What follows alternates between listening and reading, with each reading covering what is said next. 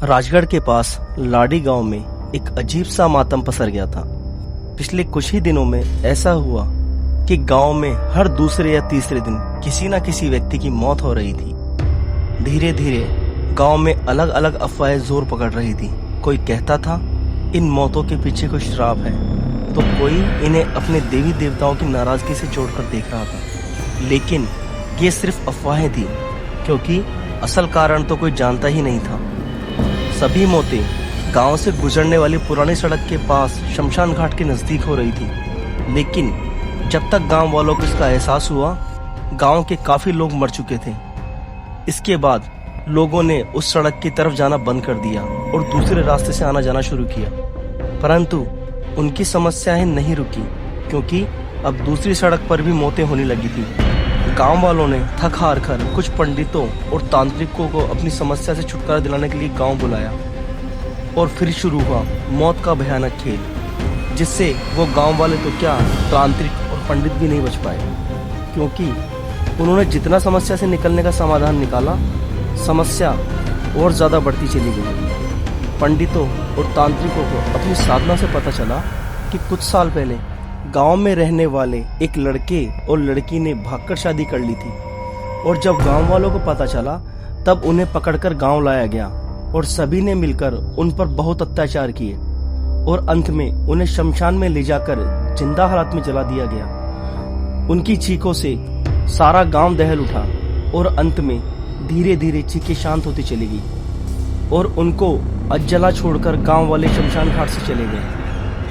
उनका किसी ने क्रियाक्रम नहीं किया था, ना ही उनके पिंडदान हुए थे।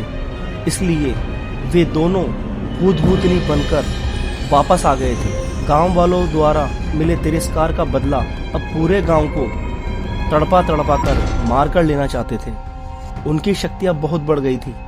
अब किसी भी तंत्र मंत्र या जादू टोने से उनको वश में नहीं किया जा सकता था। उनकी शक्तियों का सामना तांत्रिक और पंडित भी नहीं कर पाए, और वे अपनी जान बचाने के लिए गांव से भाग गए, क्योंकि उनके कुछ साथियों को मौत नसीब हो चुकी थी।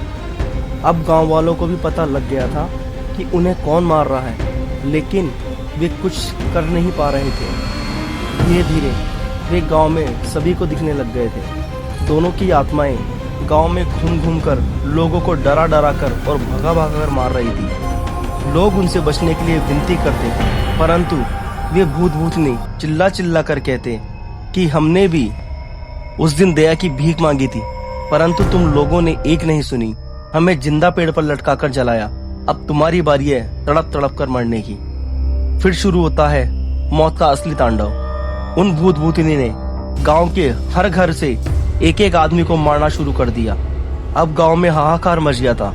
लोग गांव छोड़कर भागने लगे, पर अब बहुत देर हो चुकी थी। गांव से बाहर जाने के लिए दो ही सड़क थी, एक पर भूतनी बैठी थी और दूसरी पर भूत घूम रहा था। लोगों को देखते ही दोनों यही कहते, भागो, कहाँ तक भागोगे, हम भगा भगा कर ही मारेंगे। लोग डर के मारे चीखने चिल्लाने लगे। मौत का खेल शुरू हो चुका था। किसी का खून पीकर मारा जा रहा था, किसी की गर्दन तोड़ी जा रही थी, तो किसी को कुएं में डालकर मारा जा रहा था। उन दोनों भूत भूतनी को बड़ा मजा आ रहा था लोगों की डर के मारे चीखें सुनने में। इसी बीच जो तांत्रिक और पंडित वहां से भागे थे, उन्होंने सारी बातें एक सिद्ध योगी को बताई, और उनकी बात सुनकर योगी का उस गांव में आगमन हुआ। योगी अपने चारों ओर एक सुरक्षा घेरा बनाकर गांव के अंदर गया, ताकि वह भूत भूतनी का शिकार ना बने। तब वह पुरानी सड़क के शमशान घाट की तरफ गया, जहां उसे पता चला कि इन्हें जिस पेड़ पर लटकाकर जिंदा जलाया गया था, वही पेड़ इनका निवास है। सारी शक्तियां इन्हें वही पेड़ और शमशान से मिलती हैं, क्योंकि शमशान में जब भी किसी की अर्थी आती है, तब ये उसकी आत्मा को अपने वश में कर लेते हैं और फिर ज्यादा शक्तिशाली हो जाते हैं, जिससे वे किसी के वश में नहीं आ रहे हैं। तब योगी बाबा ने गांव में जाकर गांव वालों से कहा कि तुम लोगों ने जो पाप किया है, यह उसी का परिणाम है, और तुम लोगों को बचाना बहुत मुश्किल है।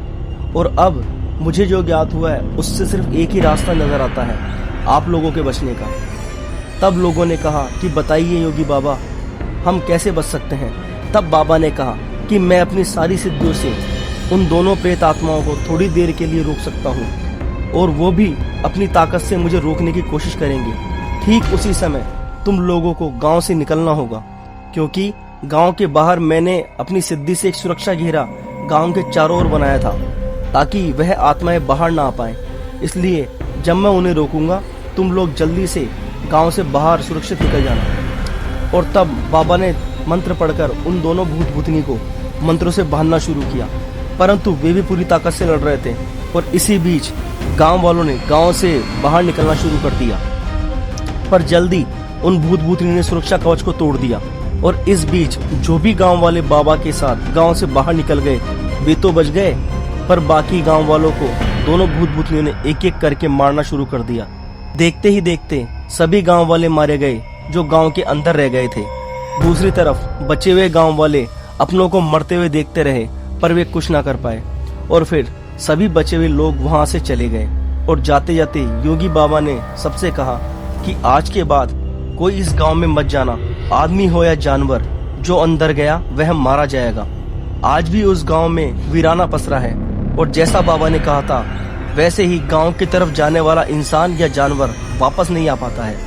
आज भी वे दोनों भूत भूतनी लोगों का शिकार करने का इंतजार करते हैं, और बचे हुए गांव वाले अपने पुरखों की जमीनों और घरों को बस याद करते हैं, क्योंकि वहां जाने की हिम्मत कोई नहीं करता। आज भी गांव के आसपास चीखों की आवाजें सुनाई देती है, और गांव के आसपास जाना खतरे से खाली नहीं है।